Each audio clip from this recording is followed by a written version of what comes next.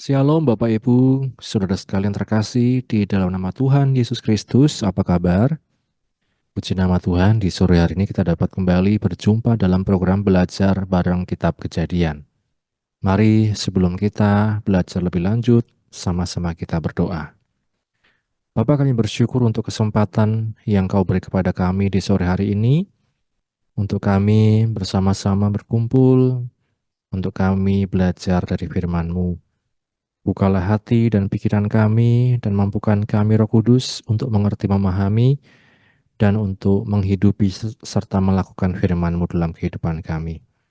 Kami bersyukur, ini doa kami, hanya di dalam nama Tuhan Yesus Kristus kami berdoa, haleluya, amin. Puji Tuhan, Bapak Ibu saudara sekalian, kita akan melanjutkan pembelajaran kita dari Kitab Kejadian, yang mana kita sudah sampai di Kejadian pasal yang kedua, dan kita sudah masuk di episode yang ke-19. Di waktu lalu kita sudah belajar atau sedikit melihat tentang Taman Eden, dan kemudian di episode kali ini kita akan berbicara tentang larangan yang ada di Taman Eden. Kisah yang mungkin sering kali diulang-ulang dan sering kali kita dengar, tetapi mari kita kembali menggali makna dari kisah-kisah dalam Alkitab. Taman Eden di waktu lalu kita berbicara adalah taman yang dibuat Tuhan, dipersiapkan Tuhan khusus untuk manusia. Maka taman itu ditempatkan di satu wilayah bernama Eden.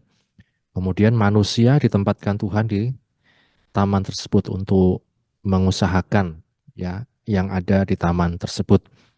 Dan kita melihat Bapak Ibu Saudara sekalian, kehidupan yang sangat luar biasa, damai sejahtera, tercukupi segalanya.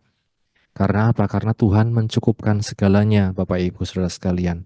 Tuhan mengatur segalanya menjadi baik bagi manusia.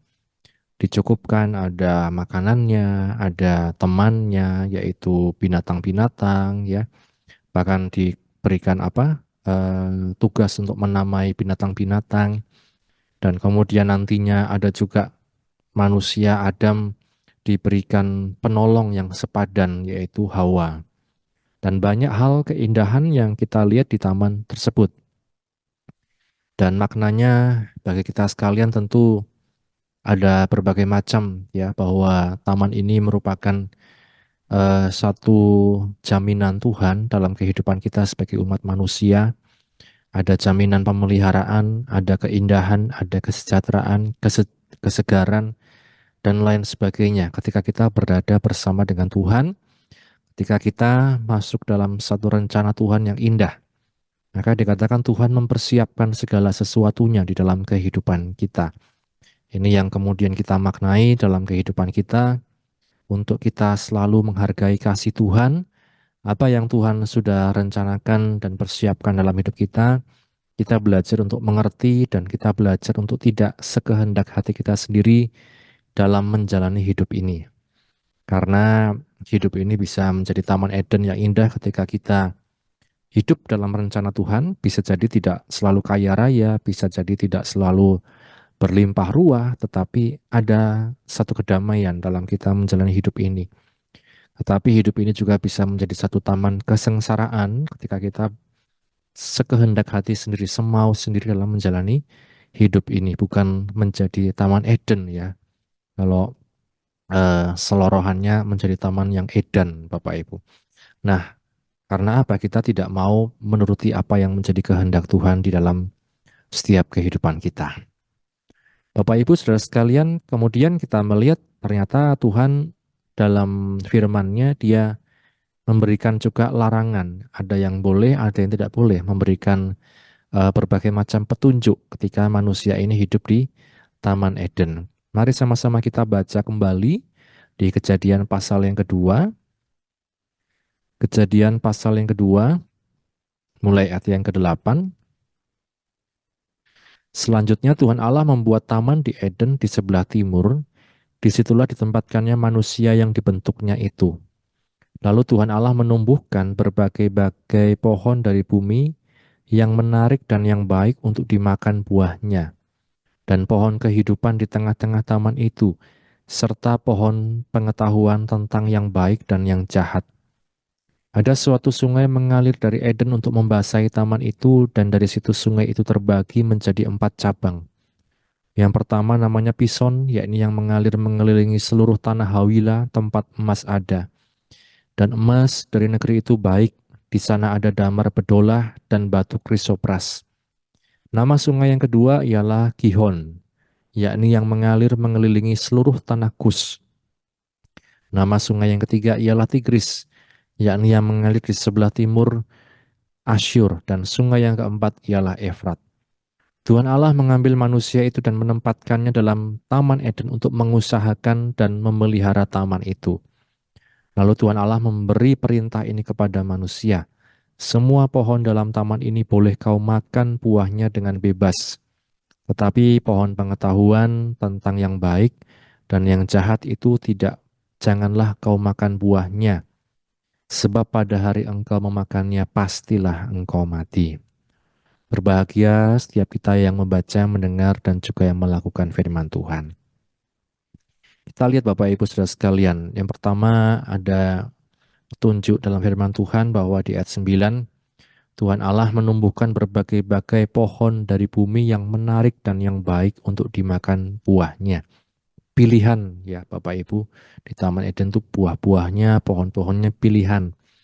Dan pohon kehidupan di tengah-tengah taman itu, serta pohon pengetahuan tentang yang baik dan yang jahat. Jadi ada pohon-pohon, kemudian ada pohon kehidupan, kemudian ada pohon pengetahuan yang baik dan yang jahat. Kemudian ada perintah serta larangan di ayat yang ke-16. Lalu Tuhan Allah memberi perintah ini kepada manusia. Semua pohon dalam taman ini boleh kau makan buahnya dengan bebas. Tetapi pohon pengetahuan tentang yang baik dan yang jahat itu, janganlah kau makan buahnya, sebab pada hari engkau memakannya, pastilah engkau mati. Bapak Ibu berbahagia setiap kita yang baca, mendengar, dan juga yang melakukan firman Tuhan.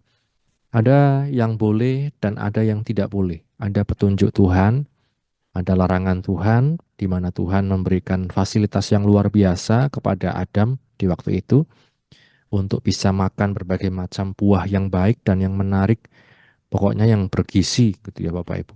Kemudian di tengah taman itu ada pohon kehidupan dan juga ada pohon pengetahuan yang baik dan yang jahat. Tetapi Tuhan memberikan juga larangan.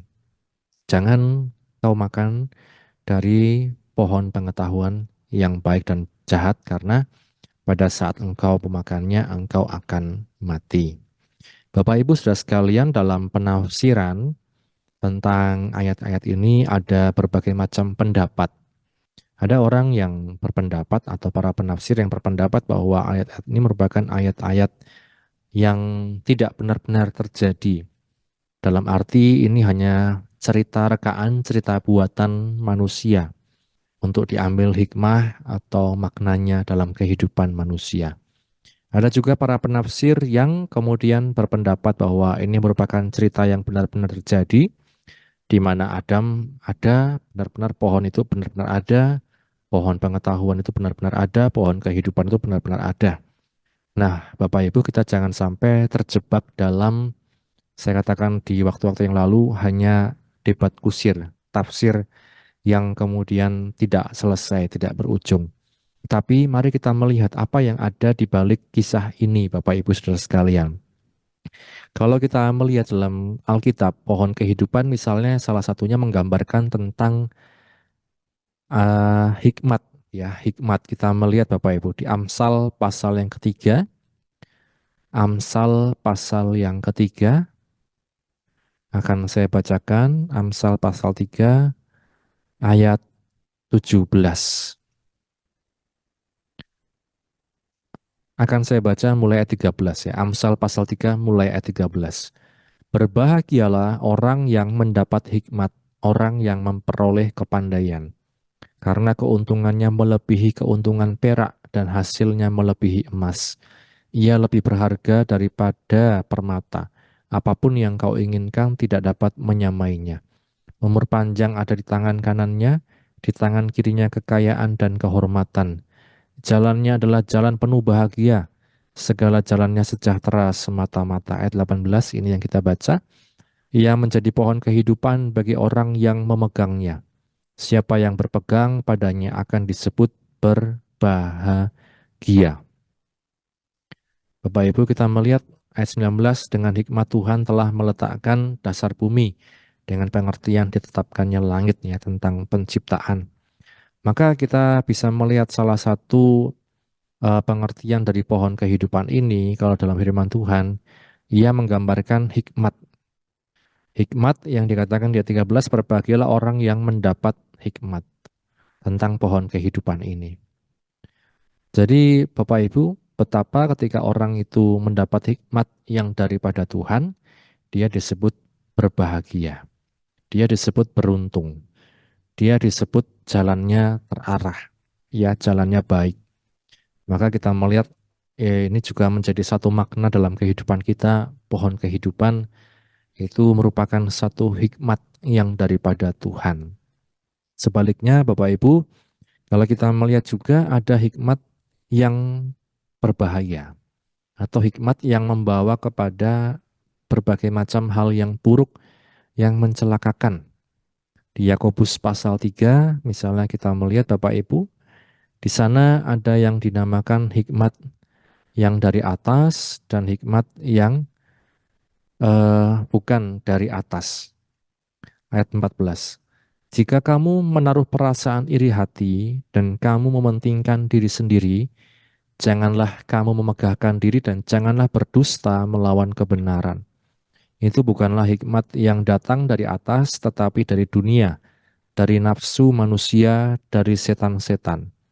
Sebab di mana ada iri hati dan mementingkan diri sendiri, di situ ada kekacauan dan segala macam perbuatan jahat. Tetapi hikmat yang dari atas adalah pertama-tama murni, selanjutnya pendamai, peramah, penurut penuh belas kasihan, dan buah-buah yang baik, tidak memihak dan tidak munafik. Nah, Bapak Ibu, di dalam Yakobus dikontraskan antara hikmat dari atas dan hikmat yang dari dunia. Dilihat dari mana outputnya atau hasilnya. Ketika kita mendapat hikmat yang dari atas, dikatakan akan menjadi murni, kasihnya murni, kemudian pendamai, peramah, penurut, penuh belas kasihan, buah-buah yang baik. Tetapi hikmat yang dari dunia dikatakan ada perasaan iri, mementingkan diri sendiri. Kemudian kita melihat disitulah terjadi kekacauan dan segala perbuatan jahat. Nah, Bapak Ibu, kalau kita bandingkan dengan peristiwa di Taman Eden, ada pohon kehidupan, kemudian ada juga pohon pengetahuan yang baik dan yang jahat.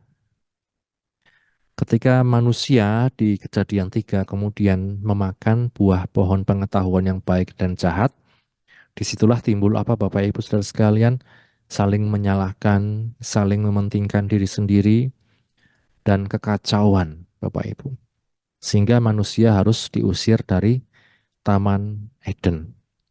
Bagi kita sekalian Bapak Ibu bahwa kisah ini bisa kita kemudian ambil maknanya, salah satunya di antara sekian banyak makna yang mungkin pernah kita dengar bahwa kita harus berhikmat dalam menjalani hidup di dunia ini. Selalu ada pilihan untuk makan buah pohon kehidupan atau makan buah pohon pengetahuan yang baik dan yang jahat. Kalau kita menuruti ego kita, menuruti hawa nafsu kita, maka yang terjadi adalah hikmat yang dari dunia itu yang menguasai. Akan terjadi iri hati, mementingkan diri sendiri, percideraan, kedengkian, ya kekacauan, dan berbagai macam kekacauan. Nah, Bapak Ibu, maka kita harus berhikmat, berhati-hati bagaimana kita menjalani hidup ini. Apakah kita mau dituntun oleh terang firman Tuhan, bukan terang hawa nafsu kita sendiri yang membawa kita justru kepada kegelapan, gelap mata, gelap pikiran, dalam mengambil keputusan, dan lain sebagainya. Kita lihat outputnya, buahnya, apa yang dihasilkan ketika manusia kemudian makan buah pengetahuan yang baik dan jahat, yaitu saling mementingkan diri, saling menyalahkan, tidak mau kemudian mengakui kesalahan, dan lain sebagainya. Artinya itulah hikmat yang daripada dunia. pengetahuan yang baik dan yang jahat. Nah, Bapak Ibu Saudara sekalian, di sisi lain kemudian bagi kita juga kita mengerti bahwa maknanya bagi kita sekarang bagaimana kehidupan di Taman Eden ini kehidupan yang luar biasa, kehidupan yang indah, kemudian diberikan larangan, kemudian diberikan hal-hal yang menjadi petunjuk, tetapi manusia ternyata tidak mampu untuk menjalankannya. Buah ini dikatakan menarik hati, buah pengetahuan yang baik dan jahat. Tetapi kita melihat segala sesuatu yang menarik hati belum tentu baik, belum tentu membawa kepada kebaikan, kedamaian. Bapak Ibu mungkin eh, menginginkan sesuatu milik orang lain misalnya. Itu menarik hati, tetapi kita tahu itu milik orang lain. Jika kita paksakan, maka yang terjadi adalah kekacauan di mana-mana. Bisa ditangkap polisi, bisa dipenjara, bisa terjadi persengketaan, dan lain sebagainya. Nah, maka kita perlu berhati-hati dengan segala sesuatu yang menarik hati kita, tetapi belum tentu membawa kepada kebaikan bagi kita dan sesama. Yang kedua, manusia juga sudah diperingatkan dari awal, Bapak Ibu. Jadi peringatan Tuhan itu kemudian tidak ujuk-ujuk, tetapi dari awal Tuhan sudah peringatkan, hati-hati, jangan makan buah pengetahuan yang baik dan jahat. Kalau engkau memakannya, engkau akan mati. Nah, tapi kemudian ketika diperingatkan dari awal, seringkali manusia tidak awas, tidak terlalu peduli. Nah, inilah kemudian terjadi hal-hal yang tidak baik.